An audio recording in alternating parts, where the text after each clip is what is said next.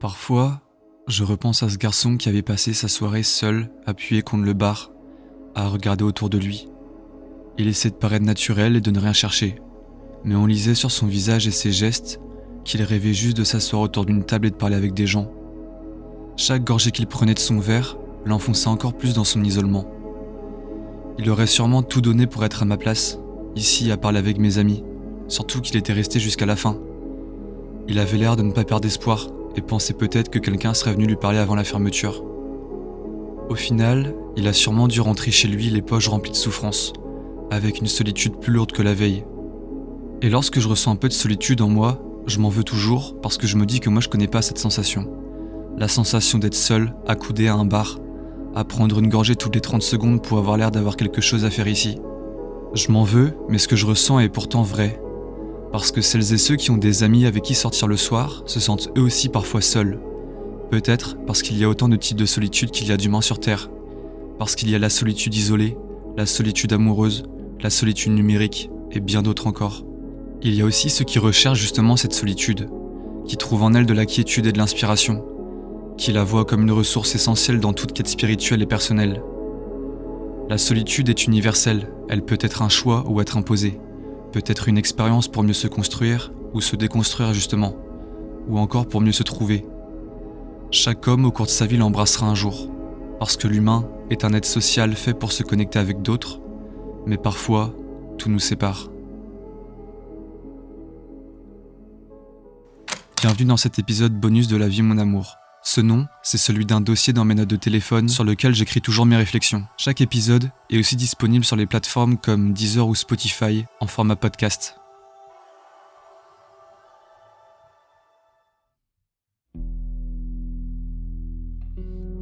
On est beaucoup à se décrire comme solitaire, du moins à se dire à l'aise avec ce qu'on appelle la solitude.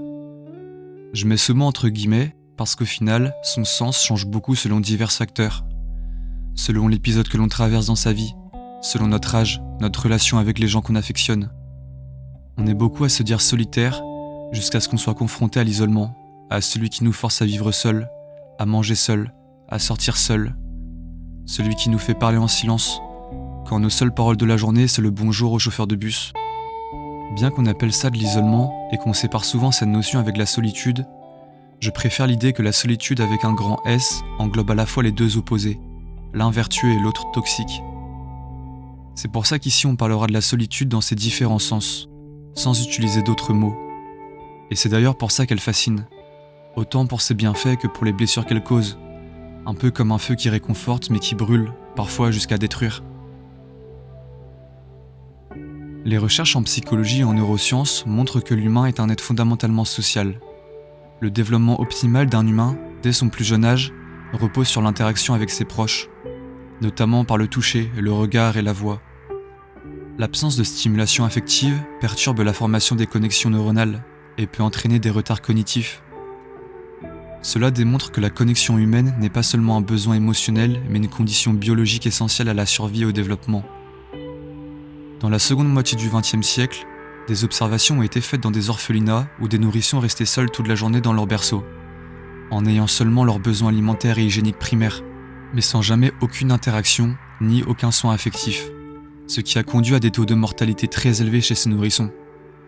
On pourrait dire qu'ils sont morts d'une négligence affective sous couvert de solitude, parce que l'affection est liée à la solitude selon moi. Les deux sont liés parce qu'on peut être constamment entouré de personnes sans jamais être connecté avec aucune d'entre elles, sans ressentir la moindre affection pour quiconque de cet entourage, parce que l'affection c'est de la connexion, c'est pas simplement de la compagnie physique. Et cette situation-là, c'est clairement la manifestation d'une solitude, alors que d'un œil extérieur, personne n'en doutera, parce qu'on aura l'air d'avoir des amis. La compagnie sans aucune affection peut justement nous enfoncer dans notre illusion d'être incompris. Il y a des millions de personnes qui n'ont qu'une bonne compagnie sans avoir d'amis, qui savent ce qu'ils ne pourront jamais leur dire.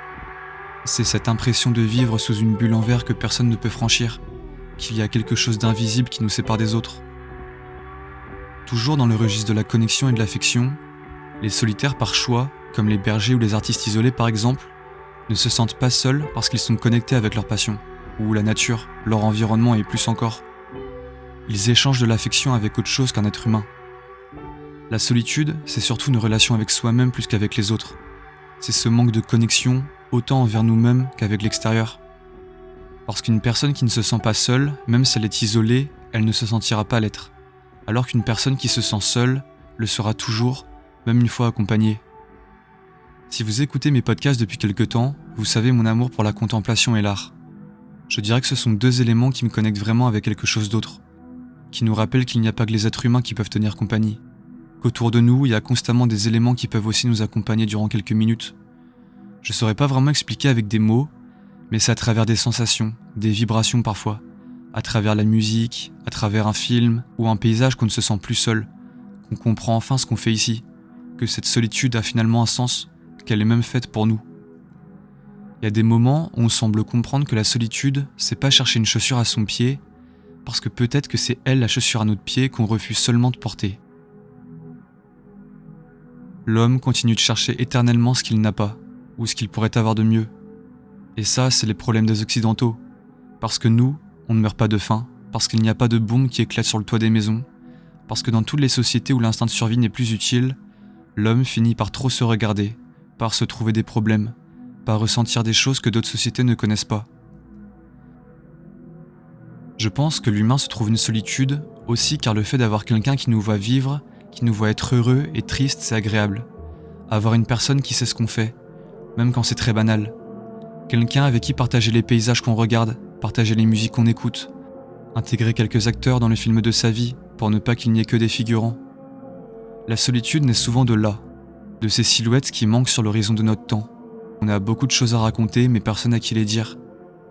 Et quand on ne l'accepte pas, la solitude c'est passer sa vie à attendre. L'attente est omniprésente pour beaucoup de personnes seules. Attendre que ce vide soit comblé. Attendre que le temps passe, qu'un miracle se produise. Attendre qu'un jour un regard nous bouscule dans la rue, que la compagnie toque à notre porte. Attendre pendant des heures que cette personne réponde à notre message. C'est attendre sur Instagram ou TikTok une bonne raison d'y rester. L'attente est une espérance qui ne se réalise quasiment jamais. C'est attendre en boucle d'être sauvé par une quelconque compagnie qui nous éloignera de la solitude, ne serait-ce que quelques minutes. D'autres semblent avoir fini par céder à cette solitude, sombrant dans l'isolement entre quatre murs, comme c'est le cas pour des centaines de milliers de Japonais appelés hikikomori. Une partie de ceux qui en souffrent affirment, comme par mécanisme de défense, se sentir mieux loin de toute source externe de stress, fuyant le bruit et l'anxiété du monde extérieur. Plutôt que de chercher un miracle ou de se projeter dans des relations sociales qu'ils perçoivent comme trop compliquées ou douloureuses, ils se renferment dans leur quotidien, devenant les propres architectes de leur journée quelque part. Certains semblent avoir trouvé un équilibre dans cette solitude, même s'il est important de noter que pour beaucoup, cette retraite n'est pas synonyme de bonheur. Il y a autant de solitude qu'il y a d'individus sur Terre, et autant que de jours qui restent dans nos vies. C'est une évidence, mais je le répéterai sans doute, parce que c'est ma façon de voir les choses. Et il me paraît absurde de hiérarchiser les solitudes, de comparer la souffrance de l'un à celle de l'autre, ou de juger quelqu'un moins légitime de souffrir de solitude parce qu'il a des proches. Surtout qu'aujourd'hui, le monde a changé, le relationnel s'est transformé en quelques années. Nous sommes tous connectés, mais cette connexion nous isole. Il y a de nouvelles sources de solitude, dont la solitude numérique, l'idée qu'on ne se regarde qu'à travers des écrans, mais que personne ne se parle vraiment dans les transports. Les étudiants le vivent aussi dans les amphithéâtres, où nous sommes entourés les uns des autres, mais si seuls en même temps. Nous sommes dans une époque de l'entre-deux, entre le silence et le bruit permanent. Mais je suis pas pour autant quelqu'un qui a une vision noire et négative de l'époque. Je ne pense pas que le monde s'écroule et je serai un éternel optimiste sur ce point. Il faut être conscient que cette époque offre beaucoup de choses et d'opportunités magnifiques pour créer du contact entre les humains, bien que le sentiment de solitude soit indéniablement en hausse chez les jeunes. On a au final peut-être oublié les choses simples, parce que sur le téléphone, rien ne l'est même si tout en a l'air. Mon dernier job étudiant, c'était caissier le week-end après les cours. Et c'était frappant de voir à quel point certaines personnes portaient la solitude sur elles. On la devinait dans leurs regards, dans leurs gestes. Il y avait ces personnes âgées qui s'accrochaient à nos brèves discussions, comme si elles pouvaient éliminer leur semaine. Elles nous parlaient de leur chien qu'elles ont dû emmener chez le vétérinaire, car a lui aussi vieilli. Parce que sans les caissiers, elles n'auraient personne à qui le dire. Chaque jour de travail me rappelait que la solitude touche tous les âges, tous les profils, et parfois même quand on n'est pas réellement seul. Je dis ça parce qu'il y a pire que d'être réellement seul, c'est de se sentir seul. que malgré la compagnie qui nous entoure, rien ne change, qu'aucun regard ne stimule vraiment ce qu'il y a en nous, donc on se sent mal de ne pas saisir les mains tendues. On se plaint de n'avoir personne à qui parler, alors que des personnes qui pourraient nous écouter, il y en a sûrement, mais c'est pas celle qu'on s'imagine. Je compte pas le nombre d'occasions refoulées qu'on a eues pour fuir cette solitude. Toutes les personnes qui nous ont regardés, mais qu'on a préféré esquiver des yeux plutôt que de les tenir. Peut-être que c'est la peur d'être sauvé. Ça me fait penser à cette scène dans The Pursuit of Happiness. Un jour, un monsieur se noyadait dans l'eau. Il y a un bateau qui passe qui lui dit « Vous voulez qu'on vous sauve ?»« Non merci, c'est Dieu qui me sauvera. » Un autre bateau lui dit « On vous sauve ?»« Non merci, Dieu me sauvera. » Il se noyada et alla au paradis. Et là il dit « Dieu, pourquoi tu m'as pas sauvé ?» Et Dieu lui dit « Je t'ai envoyé 2 gros bateaux, imbécile. » Elle est rigolote mon histoire. Oui, très rigolote. Donne-moi la main. Parfois, on semble en fait la protéger, comme une relation qui nous tient dans un confort malgré sa lassitude. Parce qu'entre passer une mauvaise soirée et rester seul chez soi, on est beaucoup à préférer la deuxième option. Le pire, c'est quand elle décide de sortir avec nous dehors, quand elle s'assoit autour de la table avec nos amis, qu'elle met sa main sur notre épaule et nous chuchote à l'oreille qu'on aurait peut-être dû rester à la maison. À l'opposé, il y a ceux qui préfèrent être mal accompagnés que seuls. Peu importe qui est là, tant qu'il y a des oreilles pour les écouter, un regard pour les suivre, une présence pour occuper leur esprit. Parce qu'à plusieurs, la solitude pèse moins. À plusieurs, il n'y a pas cette personne qu'on ne connaît pas encore qu'on a du mal à oublier. Je dis ça parce que je trouve que la solitude crée un faux oubli. Comme s'il fallait effacer quelqu'un qu'on ne connaît pas encore. Quelqu'un qui nous écouterait, qui rirait avec nous, qui chanterait avec nous. On tente d'oublier une présence qui n'a jamais existé, juste pour combler le vide. Et cette illusion, malgré tout, inspire. Et c'est dans cette vibration que naissent souvent les idées. Bien qu'on se trompe sûrement en attendant qu'un jour quelqu'un vienne nous sauver. Peut-être que chacun doit se porter seul et que la solitude est juste la règle du jeu. Ou peut-être que le bonheur est entre les deux.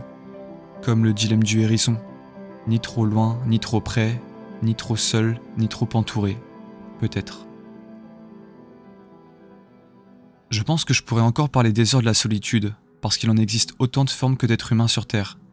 C'est pour ça que cet épisode s'appelle Les Solitudes d'ailleurs. J'en ai aussi laissé beaucoup sur le côté, alors navré si certaines personnes ne se sont pas senties évoquées dans cet épisode. Mais il y a des solitudes dont on ne sait même pas qu'elles existent tellement qu'elles sont personnelles et spécifiques. Mais ce qu'on sait, c'est que la solitude, c'est entendre se produire continuellement 3 notes de piano en boucle au fond de notre âme. Partout, dans le métro, chez soi, en famille, entre amis, 3 notes de piano qui ne s'arrêtent jamais.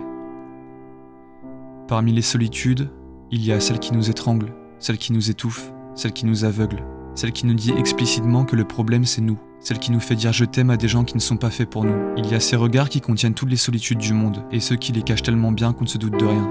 Celles et ceux pour qui plaire est chose innée, mais qui ne se reconnaissent dans aucun regard, qui ont toutes les chaussures à essayer sans en avoir une seule à leurs pieds. Ceux qu'on ne remarque pas dans le métro parce qu'ils n'attirent pas les regards. Il y a les enfants incompris qui jouent seuls dans la cour. Ceux qui sont malades de solitude, à toujours s'analyser, qui vivent entourés de leur propre miroir. Il y a les introvertis, ceux qui sont en couple mais qui ont l'impression d'être seuls. Ceux qui ne savent plus trop s'ils ont besoin juste d'amour ou de compagnie. Il y a ceux qui meurent en silence, sans que personne ne les voie. Il y a la solitude qui remplace le rôle d'un parent, d'un frère, d'une sœur qui n'est plus là. Il y a ceux qui ont une trentaine de potes mais aucun ami. Donc, heureusement qu'il y a ces films, ces musiques, ces personnes qui iraient plus fort que toutes les solitudes réunies. Alors continuons de créer, de parler entre nous, parce qu'on se sent différent de tous, alors qu'on est sûrement comme tout le monde, c'est-à-dire un peu trop seul parfois.